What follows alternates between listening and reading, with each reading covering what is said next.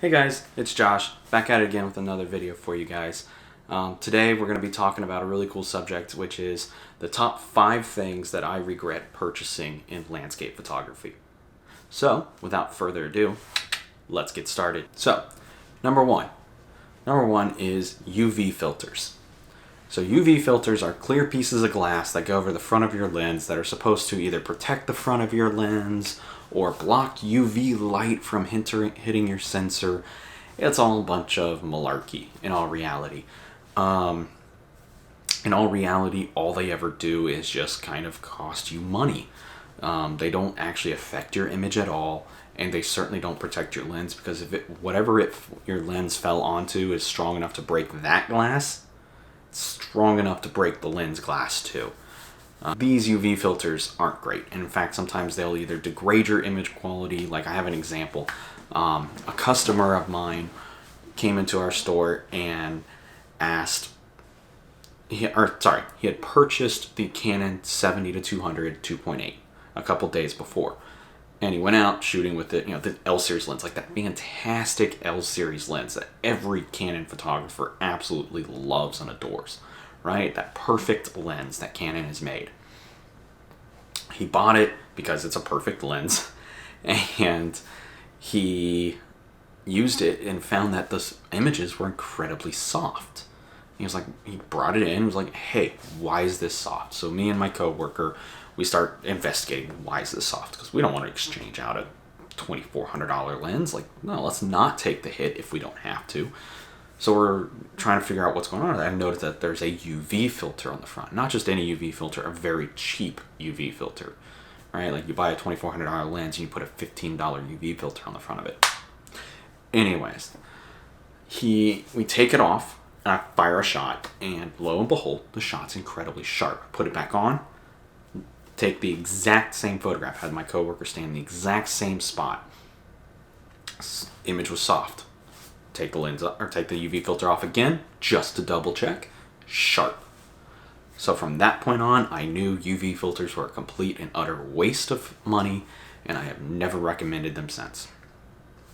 I still get customers that come in and think that they have to have a UV filter because that's what they've been told, is that you need a UV filter. No, you don't. In fact, I think your money is better spent on either insurance or protection plans to protect the lens. That way, if anything happens to the lens, you'll just get a brand new one without actually degrading your image quality either. So, number 1 was UV filters. Number two is a more personal thing. That is macro lenses. So, I bought the 90mm macro lens for the Sony E-mount system. Fantastic lens. Love it. Its images were incredibly sharp. I loved the bokeh, the fallout. Everything that lens offered was fan-freaking-tastic. I bought it because I wanted to be a wedding photographer, and I wanted to get the shots of the rings, these little guys. So, bought it, used it for one wedding, and I knew from that wedding I was going to be purchasing the Tamron 28-75 2.8 lens, because it had just got announced, and I was looking for a standard zoom lens, and I worked in retail, didn't want to spend $2,200 if I couldn't afford it. Instead, $879 sounded way better. And fast forward, I buy the Tamron lens. That's when I found out it could do 2:1 macro.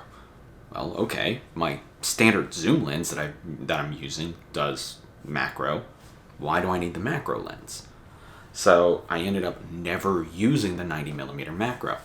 Don't get me wrong, it is sharper than sharp. That thing is an immaculate lens. So if you like to do macro photography, absolutely buy the 90mm macro. You will not be disappointed.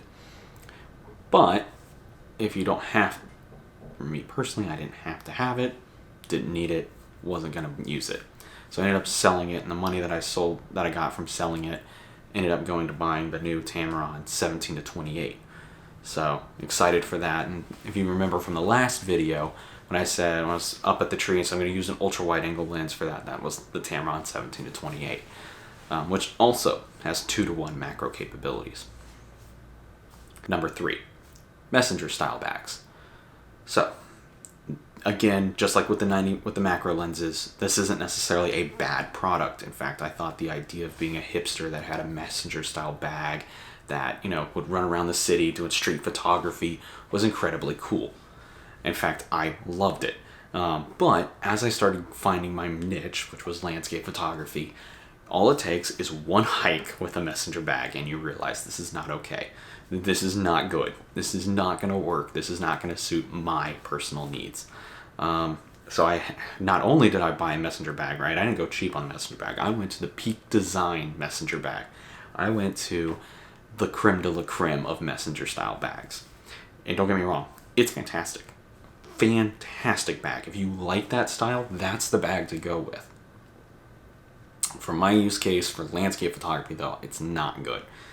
It just never worked for landscape photography. There was no good way to get my tripod on there, no good way to evenly distribute weight. So I just it collected dust until I actually, lo and behold, gave it away to a friend of mine who was asking which messenger style bag he should get.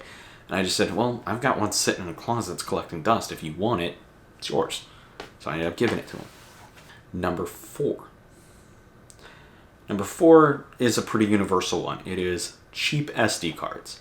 I've purchased the gambit of cheap SD cards, whether it's the little blue SanDisks, the what are they? The Kingston, the Transcend brand, like those cheap brands that you just buy off Amazon because you can get a lot of them for really cheap. Don't do it. It's not worth it. They will fail. They are slow. They are not well made. The build quality on of them, they're always going to creak. You never know if what you photograph or what you film is ever going to actually be saved. I've never had a good experience with a cheap SD card. Instead, I've moved over to whether it's the Sony Tough cards, whether it's the Lexar cards, which is actually the card I'm using the camera right now, or whether it's the SanDisk Extreme cards. The SanDisk Extreme cards are fantastic, especially their UHS-2 cards are really, really good. Of course, also if you shoot with like any camera that uses XQD or CF Express, well, those are even better.